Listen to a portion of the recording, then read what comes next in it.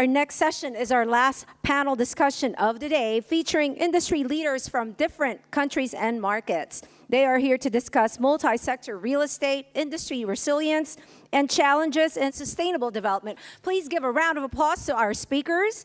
Our moderator, Marco Lobregat, Asia Editor, Bridges, International Director, Synergy Media Specialist, President of Tahara Leisure and Hospitality Group, the lovely Miss Cindy Tan Harabata. We have the Managing Director of CBRE Vietnam, Hang Dan, the Founder-in-Chief Business Officer of Sunshine PR, Ms. Rita Chow, and the Founding Partner and Director, Spark Architect, Stephen Pimbley. Good afternoon. How's everyone doing? Very good. We're going to keep this brief and peppy, as this is the last panel discussion that we have for this afternoon, and I'm sure we've all learned a lot already. So I'm going to keep it simple. What we really want to know, I guess from each one, is your take on the current state of the real estate industry and how it can be improved to help communities thrive, as the topic that we have for this panel is. So I'm going to start with Stephen on a design perspective. How in your industry, where you are now, what's the current state of the real estate industry and how can it be improved? Can I just say I want my full 40 minutes? Having listened to all that, the graveyard slot. I'm from Wales. For those of you who don't know where Wales is, it's in the west of the UK. Welsh people are naturally cynics. The only thing they like are sheep and rugby. So I've sort of been a 60-plus year work in progress to sort of try and understand where I fit in the world emotionally. And, well, it's challenging, of course, for all of us who are working in the real estate sector.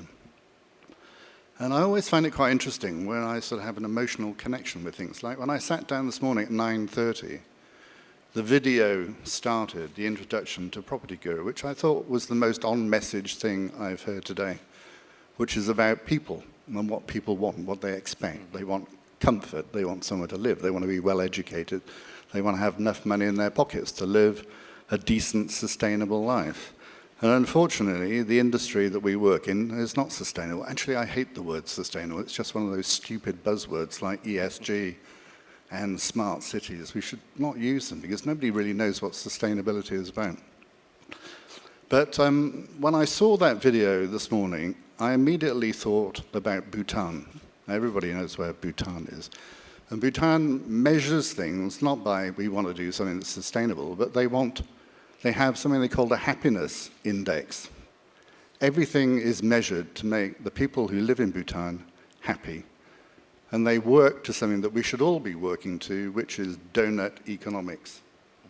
I don't know whether everybody knows what donut economics is, but it sees the world as a finite set of resources. And everything that they do has to fit within that set of resources.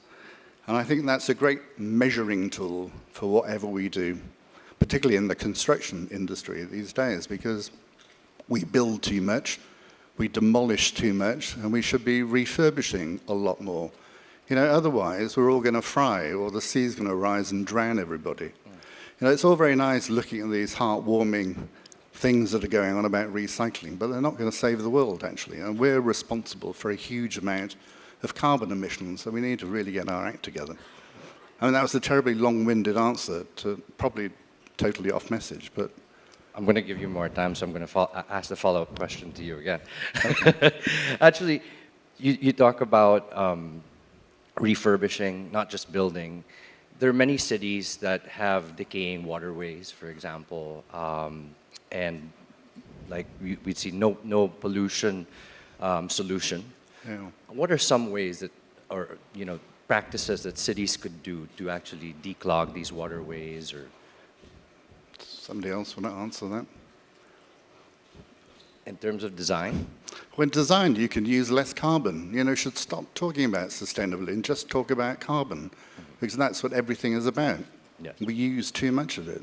We demolish too much, as I said. And there are two areas of carbon. One is embodied carbon, what it costs to build things. You know, the amount that you put into concrete to build buildings, the cement factors, etc., the steelwork, all adds up. And then there's operational carbon. You know, yesterday we sat through a round table and there was a number of people who talked about air conditioning. And they said, let's turn the air conditioning off. And that's a sort of sustainable message. That's absolute bollocks, actually. Yeah. Because if you think about air conditioning these days uses very high performance absorption chillers, which use little energy. You know, it costs more in terms of carbon to put solar shading on a building, the aluminium, than it does to run the air conditioning. So air conditioning is not really an issue. You also have to think about where is the energy coming from. You know, it uses electricity, of course, but how is that electricity produced? Is it sustainable electricity? Or is it from fossil fuels? You know, if it's from sustainable sources, what's the problem, really? It's carbon sort of neutral, and that's what we really need to focus on. Embodied energy and operational energy. You know, it costs more to run lifts in buildings than it does to run air conditioning or escalators. That's the problem. Thank you, Stephen. Now I just want to jump into hospitality and tourism, asking Cindy, in your perspective, what's the current state of the real estate industry? And maybe you can jump into some of the threats when it comes to climate change and external factors.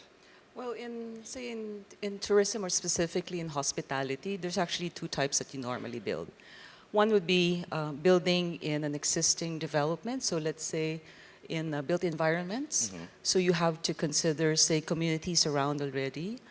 You do have to follow, of course, a local ordinance. Unfortunately, you know, the local ordinance is actually more built to having more cars. I mean, when you go to the city office, normally it, you know, even if you have transient guests, mm-hmm. they would like X number of parkings to be built and so on. So they don't consider the dwellers in the hotel. Yeah.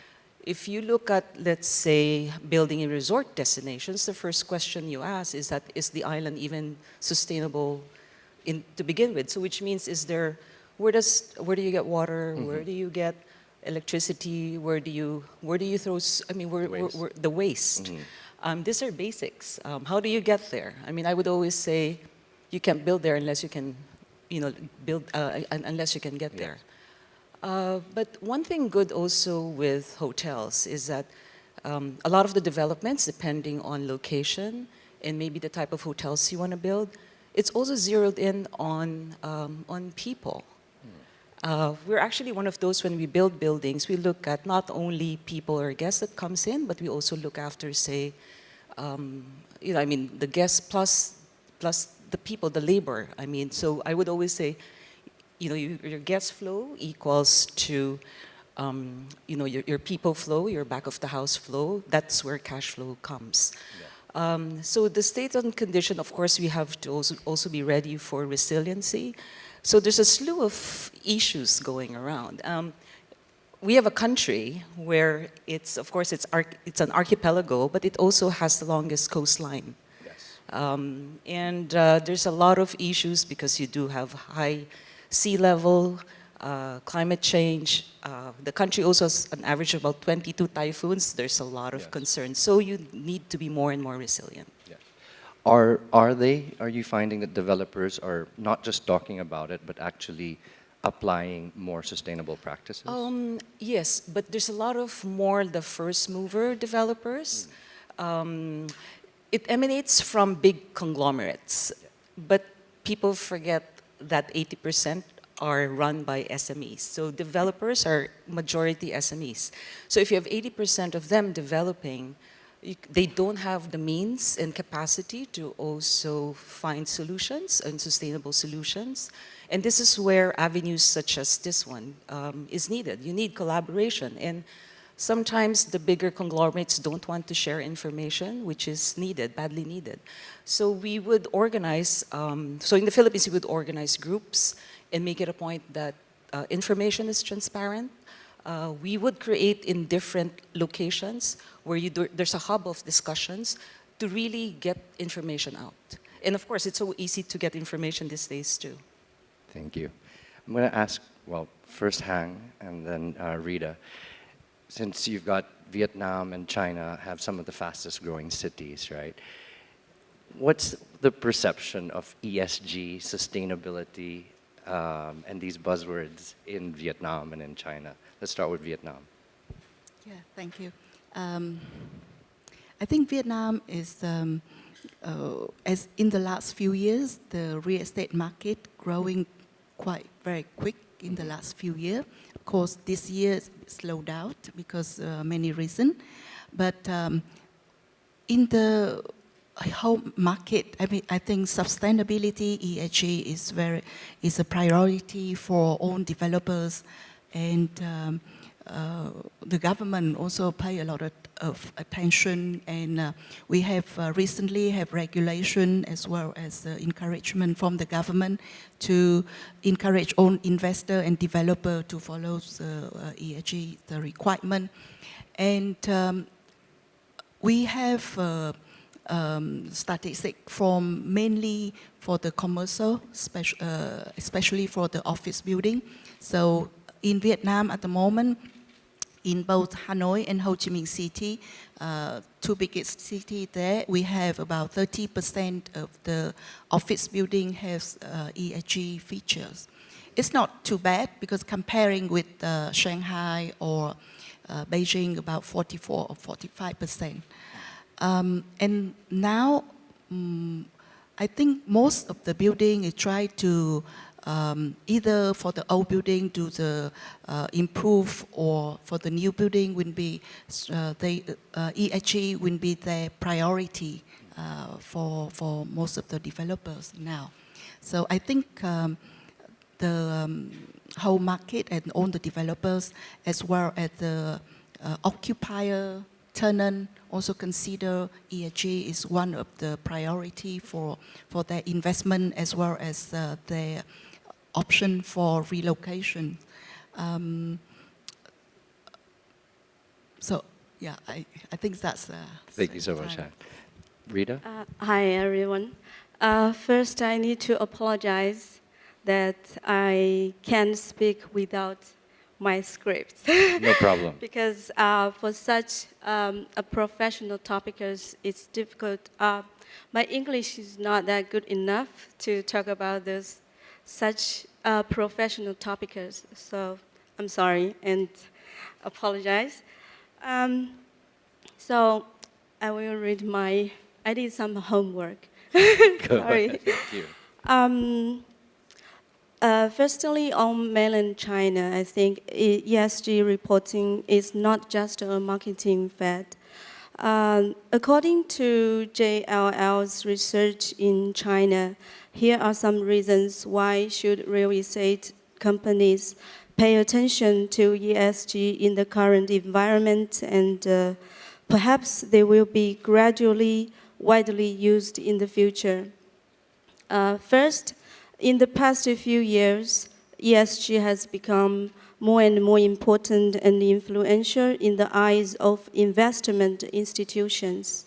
Second, as an important part of the ESG ecosystem, ESG's major ratings are equivalent to referees in the,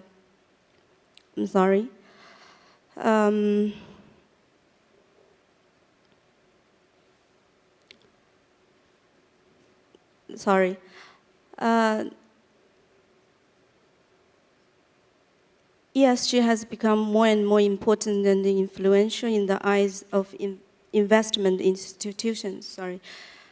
Second, as an important part of the ESG ecosystem, ESG's major ratings are equivalent to referees in the circle, telling investors and consumers how enterprises are doing in terms of non-financial performance. Last but not least, under the national dual carbon goal, capital is encouraged to play a positive role in the green economy. Enterprises increase the use of green buildings and green materials to promote the construction of a green economy, improve their own ESG rating and performance and sustainable development capabilities, and fulfill their contributions to social responsibility.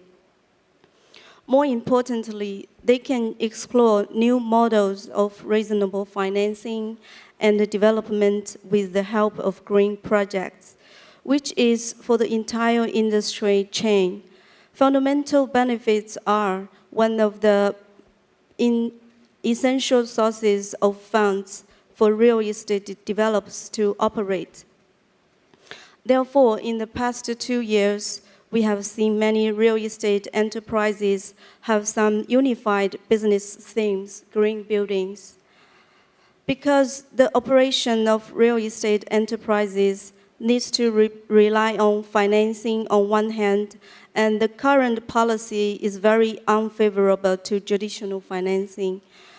And the operating costs of enterprises will also be greatly increased. So the vast majority of real estate companies have begun to choose green financing and expanding the annual scale of green assets that meet the standards in their own ESG reports, showing their transformation ambitions. Thank you. Thank you so much, Rita. Sorry. All right, so pretty much wrapping up on our last question, I just want to go on to what are some, for each one, best practices in the industry or some practices that can be improved? Stop building. Stop building. Exactly. It's a great practice. You know, our industry is full of so many ironies. I was in London a couple of weeks ago, walking around King's Cross area. Wonderful public space, fantastic architecture. And you're not allowed to build car parking in the centre of London any longer. But, you know, some bright spark at this developer put huge areas underground to store bicycles. This is an end of... Sounds fantastic. Yeah. But there's total irony. You've got all these poor buggers cycling to work every day. You know, great. But then you're committing huge amounts of carbon building a basement to store bicycles. For me, that's a total irony. Why? It's totally unsustainable. You know, you asked our friend here, are developers, of course they're not sustainable. Totally unsustainable. And I've worked in 45 years of practicing, I've worked with one developer who's sustainable, and he was the former director of Greenpeace in the UK.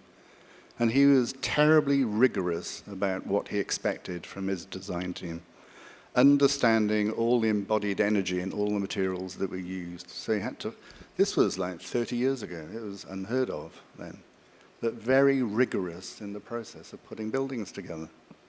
And that's the only way that we can really survive, I think. And that's where AI, we've been talking a lot about AI, that's where AI can help people like me. There's carbon tables out there, all the materials, whether it's shopping, you're buying a can of baked beans or something else, you understand the inherent carbon in it. Otherwise, forget about VAT, we're all going to be paying personal carbon tax in 20 years. You know, and it'll force manufacturers to think more sustainably, how they manufacture their products, how they manufacture concrete, reinforcement, all those sorts of things. Because they'll have to pay and pay and pay. And if you want to fly business class to KL or whatever, you have to pay a higher price because it's carbon levied. That's the only way we're going to cut the greenhouse gas. Pay, yeah. Thanks, Stephen. You want to answer, Cindy? I'm not going to go there, but I'd say I think it's also time to smarten up existing buildings instead of always looking at the smart cities and developing smart cities, to also look at what we have now. We're doing actually a lot of renovation work. There's a lot of the preservation that we also help educate our clients. There is value to it as well. I like all designs, but also how to put technology into it. We have to actually also start thinking, of course, when you look about resiliency, you're also looking at building for the future. But let's also look at affordability because it's also getting very expensive. The other part is, of course, even if you build for the future, don't forget that you still have current generations living with you. So don't forget about the baby boomers. So it has to be more like a multi-general type of community to build. Thanks, Cindy. Han? Yeah, I think in my industry, the importance from now for all developers that I think power consumptions and carbon emission is should be highly considered. Of course, it will add the value for the property, but I think investors and occupiers, clients are willing to pay premium for on the building with this feature. And I think from nowadays, we're talking about sustainability. I think well-being for occupier or for tenant and for employees also should be highly considered nowadays in terms of mentally or physically. I think that's be very important, and we all need to consider that. So I think for real estate, all this feature will be, and of course other for ESG or sustainability. In Vietnam, we would be consider all kind of certification or and most of the developers now are in their strategy for the next few years. ESG will be one of the most important strategy now. So yeah. Thank you so much. Not sure if Rita, if you wanted to answer or share anything else? I think in this morning's presentations, like the human scale and human-centered cities Yes. by Dr. Adeline from UN Habitats, or a disabled vision of an urban future by Devin Jinsen. I think these are what we are talking about in China now. Like we pay attention to a wider community. This is my first time to Bangkok, and when I walk around the cities last night, I saw I think the infrastructure or the lanes for vehicles or pedestrians are not that developed as where we are in Shenzhen. So I think in China we are trying to do better in this to help people to live better. Awesome. Thank you so much. Just to cap it up, for each one, is there a project or a city or an initiative that inspires you or that you think actually lives up to being sustainable today? I see silence.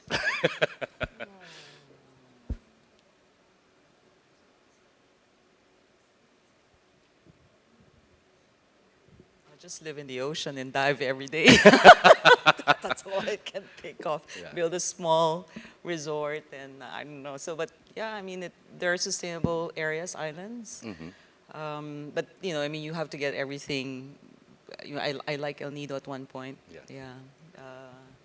But there's still a lot to do.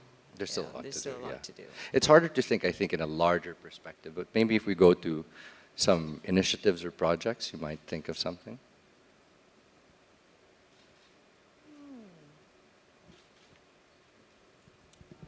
I'd say Aman Pulo in Palawan.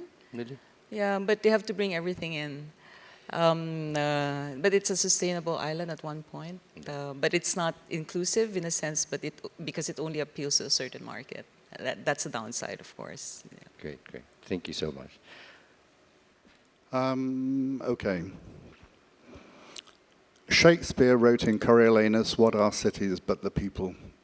I think we need to put more faith in people. Stop talking about smart cities. Let's talk about smart people.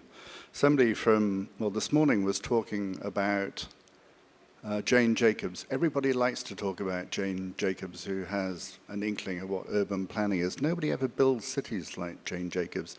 And Jane Jacobs really talked about people as sort of gorillas, really, reinventing cities, like in China. You know, they build these terribly authoritarian developments. You know, like Topayo in Singapore. Topayo these days is beautiful. You know, it's not like the French city, the nice streets. And it's more like Corbusier's Ville Radieuse, which was shown this morning as being old cities, great. Modern movement, terrible. And that's nonsense, actually, total nonsense. Topayo is a great example in Singapore of modern movement architecture that's been occupied over decades by people and made it very human, great experience.